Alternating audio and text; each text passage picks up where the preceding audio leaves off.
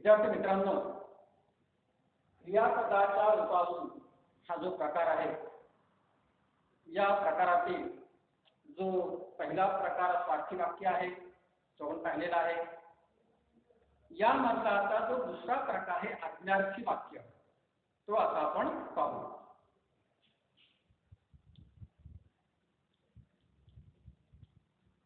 आज्ञार्थी वाक्य. इथे पाहता आज्ञार्थी वाक्य म्हणजे काय, त्याची व्याख्या दिलेली आहे आपल्या पुस्तकामध्ये. ज्या वाक्यातील क्रियापदाच्या रूपावरून, म्हणून पाहता अतिशय मदत असणारे हे वाक्य आहे, कारण आपला प्रकार कुठला आहे, क्रियापदाच्या रूपावरून. म्हणजे याचे जे काही चार उपप्रकार जे आहेत, या चारही उपप्रकारांनी क्रियापदाच्या रूपावरूनच आपण त्याचा अर्थ लावणार आहोत.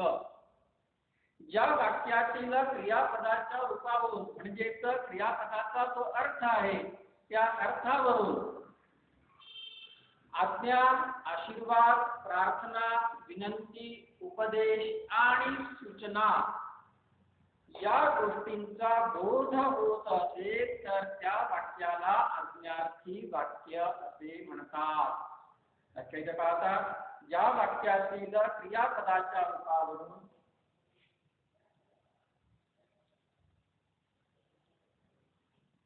ज्या वाक्यातील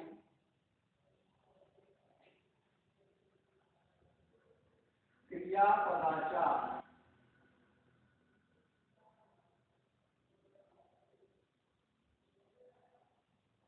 रूपावरून आज्ञा,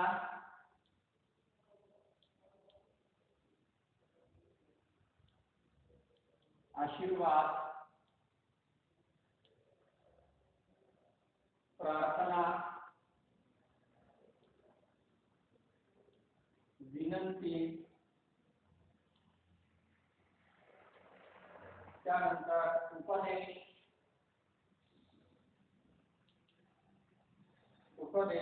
आणि सूचना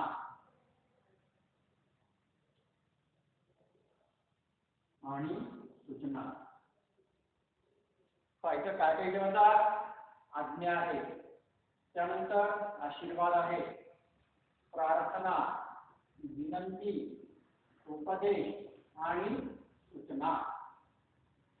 या गोष्टींचा जो बोध आहे, या गोष्टींचा बोध होत असेल तर त्या वाक्याला आपण आज्ञार्थी वाक्य असे म्हणतात. या गोष्टींचा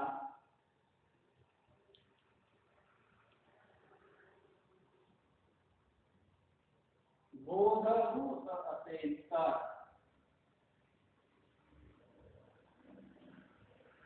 बोध होत असेल तर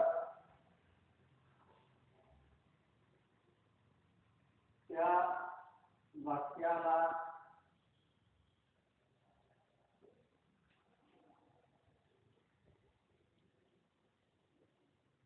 आज्ञार्थी वाक्य असे म्हणतात. मुलांनो, ही व्याख्या अतिशय साधी, सोपी आणि सुटसुटीत असणारी व्याख्या आहे. वाक्यातील क्रियापदाच्या रूपावरून या ज्या बाबी आहेत, कोणकोणत्या, आज्ञा, आशीर्वाद, प्रार्थना, विनंती, उपदेश आणि सूचना, या गोष्टींचा बोध होत असेल तर, असा अर्थ त्यातून निघत असेल तर, अशी जी वाक्य आहेत, या वाक्यांना आपण आज्ञार्थी वाक्य असे म्हणतात. आता आपली पुस्तकातली जी व्याख्या आहे, ही व्याख्या आपण पाहिलेली आहे. त्यानंतर पुस्तकातील वाक्यांचं जे वाचन आहे, ते वाचन आपण इथे करू. त्या वाक्यांचा जो अर्थ आहे, तो अर्थ समजून घेऊ. त्याच्यानंतर या आज्ञार्थी वाक्याची कोणकोणती वैशिष्ट्ये आहेत, ती नंतर आपण ती वैशिष्ट्ये पाहू.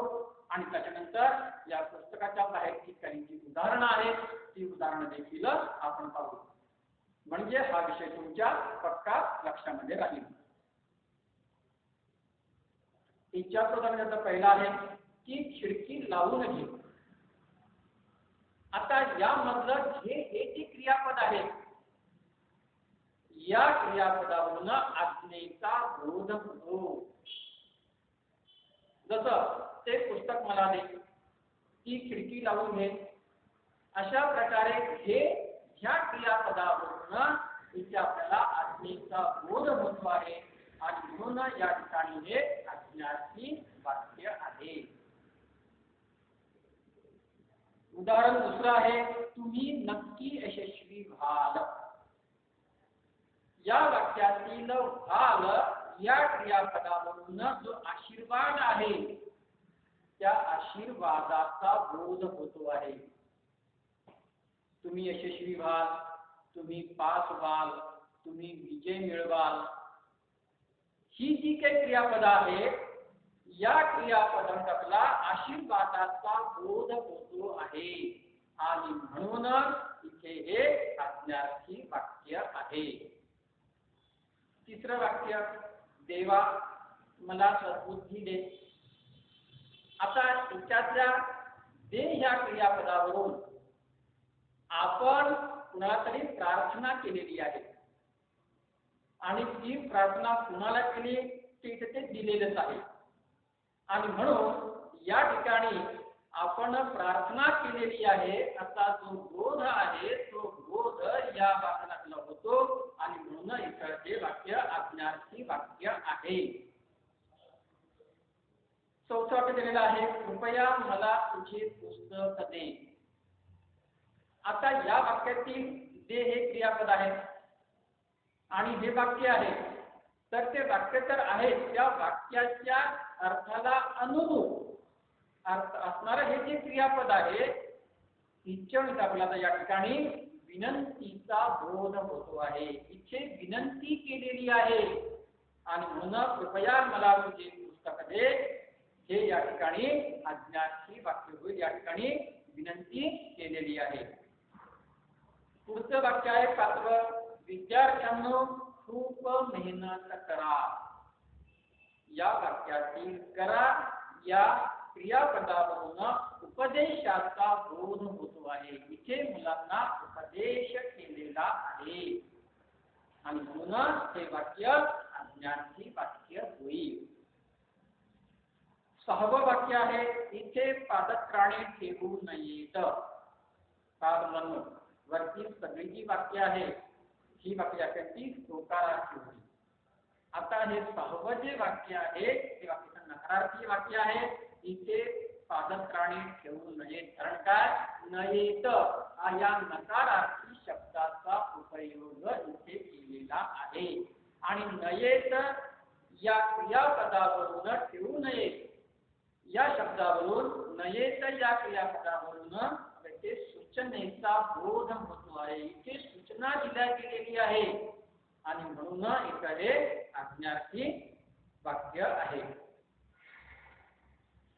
आता आपण या आज्ञार्थी वाक्याची काही जी वैशिष्ट्ये आहेत ती वैशिष्ट्य मात्र आपण घटात पाहणार आहोत.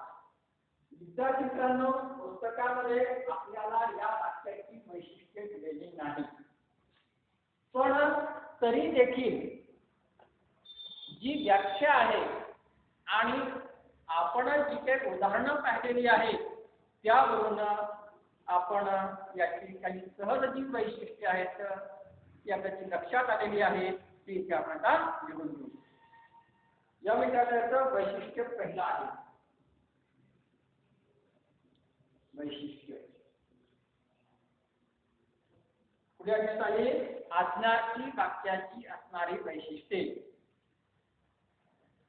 त्याचा वैशिष्ट्य पहिला आहे आणि मुलांनो ही सगळी जी काही वैशिष्ट्ये आहेत ही सगळी वैशिष्ट्य व्याख्येवरून आपण तिथे लिहू शकतो.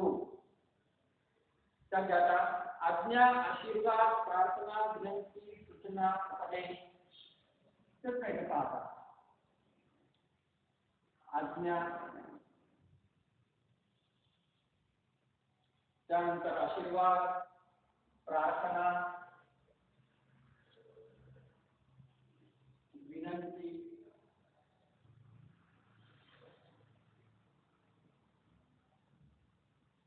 सूचना,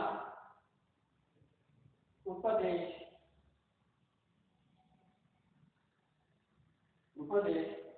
असा बोध वाक्याच्या क्रियापदावरून होतो.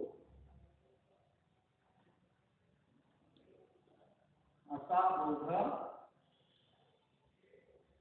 वाक्याच्या क्रियापदावरून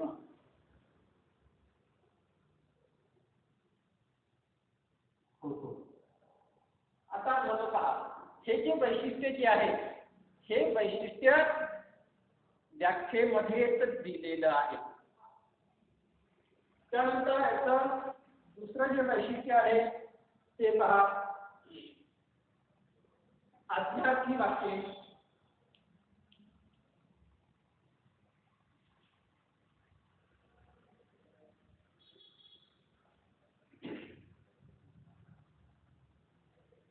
होकारार्थी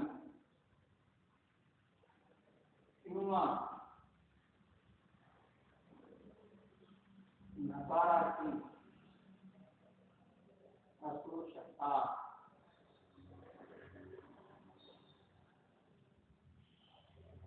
पुस्तकामध्ये आपण उदाहरणे पाहिलेली आहेत 6 उदाहरणांपैकी. त्यापैकी पहिली 5 उदाहरणं जी आहेत ती होकारार्थी वाक्य आहेत आणि शेवटचं 6वं जे वाक्य आहे ते वाक्य नकारार्थी वाक्य आहे.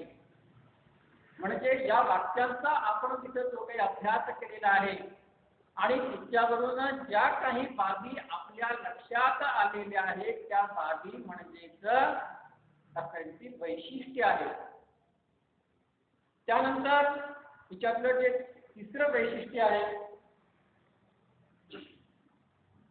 यामध्ये पाहता, तुम्ही जे पाहता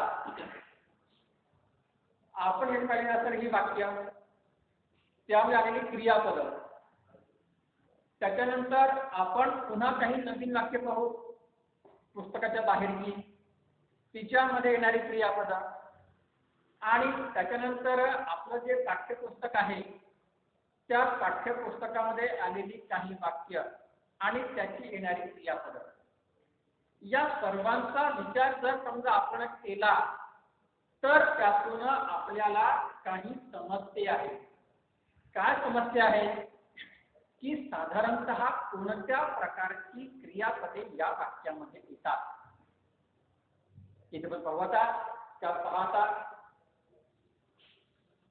घे, त्यानंतर आलं, ते, करा, कर, घाल, दे, कर, नये, तसंच करा,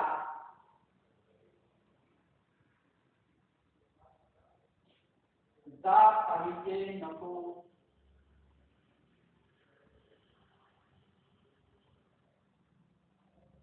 जा पाहिजे, त्यानंतर नको, मिळेल, त्यानंतर द्या. अशा प्रकारची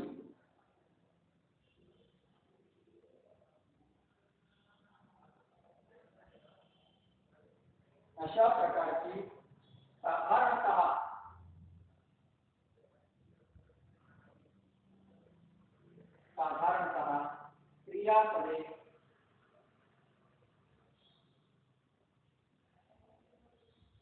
या वाक्यात येतात. आता अर्थात तुम्ही विद्यार्थ्यांनी या वाक्यांचा अजून जर अभ्यास केला, वेगवेगळी वाक्य जर पाहिली तर त्यामध्ये सुद्धा क्रिया अजूनही काही क्रियापदांची जी भर आहे ती भर मात्र तिच्यामध्ये पडू शकते. तर साधारणतः अशा प्रकारची जी क्रियापद आहेत ही क्रियापद या आज्ञार्थी वाक्यामध्ये येतात. तर गणलो तर असे याची जी वैशिष्ट्ये जी आहेत, ही जी वैशिष्ट्ये आहेत ती वैशिष्ट्ये आपण जशी पाहिलेली आहेत आज्ञार्थी वाक्याची. आता या आज्ञार्थी वाक्यांचे काही पुन्हा उदाहरणं जी आहेत ती समजा पाहू.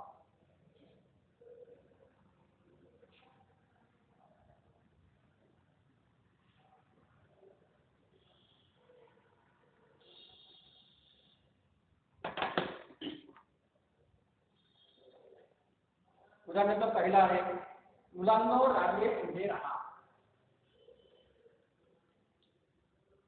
मुलांनो रांगेत उभे,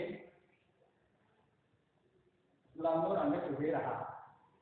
आता पहा, या वाक्यामध्ये राहा हे जे क्रियापद आहे, या क्रियापदाला या ठिकाणी काय होतो, आज्ञेचा बोध होतो. इथे काय, या ठिकाणी आज्ञा दिलेली आहे आणि म्हणून मग या ठिकाणी हे जे वाक्य आहे हे वाक्य आज्ञार्थी वाक्य होईल. दुसरं वाक्य पहा, परमेश्वरा सर्वांचे भले कर. परमेश्वरा सर्वांचे भले कर. आता याच्यातलं कर याच्यातलं हे जे काही क्रियापद आहे, या कर या क्रियापदावरून आपल्याकडे प्रार्थनेचा बोध होतो आहे. प्रार्थना आहे आणि म्हणून या ठिकाणी हे आज्ञार्थी वाक्य आहे. त्यानंतर पुढचं वाक्य, रमेश माझे एवढे काम कर. रमेश माझे एवढे काम कर. आता इथे पहा, आता याच्यातलं कर या आलेल्या क्रियापदावरून काय दिलं आहे, प्रार्थना किंवा विनंती.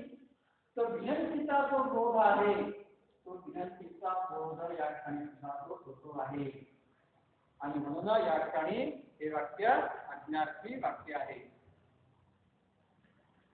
पुढचं वाक्य पहा, तुम्ही शिक्षकांकडे जा. जा या ठिकाणी उपदेश केला आहे. ठीक आहे ना, काम आहे ना, मग असं करा, तुम्ही शिक्षकांकडे जा, तुम्ही त्यांना विचारा. असा जो उपदेश आहे हा उपदेश यामध्ये केलेला आहे. पुढचं वाक्य आहे, शिक्षकांचे म्हणणे प्रत्येक विद्यार्थ्यांनी ऐकले पाहिजे. मुलांनो हे आपल्या जीवनातलं अतिशय महत्त्वाचं वाक्य आहे. कारण काय, की शिक्षकांना आपल्यापेक्षा जास्त अनुभव आहे आणि शिवाय शिक्षक नेहमीच विद्यार्थ्यांची काळजी करतात. ज्यांना ज्यांना आयुष्यात पुढे जायचं असेल, ज्यांना ज्यांना आपली स्वतःची प्रगती करायची असेल, त्या प्रत्येक विद्यार्थ्यांनी सर्वात अगोदर आपले आई वडील आणि शिक्षक यांचं ऐकलं पाहिजे. त्याचे वाक्य या ठिकाणी आहे, शिक्षकांचे म्हणणे प्रत्येक विद्यार्थ्यांनी ऐकले पाहिजे. या वाक्यातील पाहिजे या क्रियापदातून उपदेश केलेला आहे. तुम्ही ऐका असं म्हटलेलं नाही, पण मात्र तुम्ही जर ऐकलं तर तुमचा फायदा मात्र तो नक्कीच होणार आहे, यामध्ये कुठलीच शंका नाही. म्हणून या ठिकाणी हे वाक्य आज्ञार्थी वाक्य आहे. पुढचं वाक्य आहे, तू बाजारात जाऊ नको. पाहता आतापर्यंत आपण जी वाक्य पाहिली ती सगळे आपण ती होकारार्थी वाक्य पाहिलेली आहे. हिच्यामध्ये आता नकारार्थी वाक्य येतात किंवा येऊ शकतात. तू बाजारात जाऊ नको. नको या नकार दर्शक शब्दाचा उपयोग नाही तो क्रियापदासारखा केलेला आहे आणि म्हणून हे वाक्य आज्ञार्थी आहे. परंतु या आज्ञार्थी वाक्यामधील एक नकारार्थी वाक्य आहे. दररोज शाळेत जा. आज्ञार्थी वाक्य, कृपया मला पुस्तक दे. विनंती केलेली आहे. मुलांनो, खूप अभ्यास करा. उपदेश केलेला आहे. तुम्हाला नक्की यश मिळेल आशीर्वाद दिलेला आहे आणि तुम्ही मला बोलू द्या यामध्ये आज्ञा केलेली आहे. तर मुलांनो, अशा प्रकारे ही जी काही उदाहरणं आहेत ती आपण पाहिलेली आहे आणि त्या सर्व विवेचनावरून आज्ञार्थी वाक्य म्हणजे काय, त्याची व्याख्या कोणती आहे, त्याची वैशिष्ट्य कोणती आहेत, त्याची उदाहरणं कशी आहेत, या सर्व बाबीवरून नक्कीच हा भाग तुमच्या लक्षामध्ये आलेला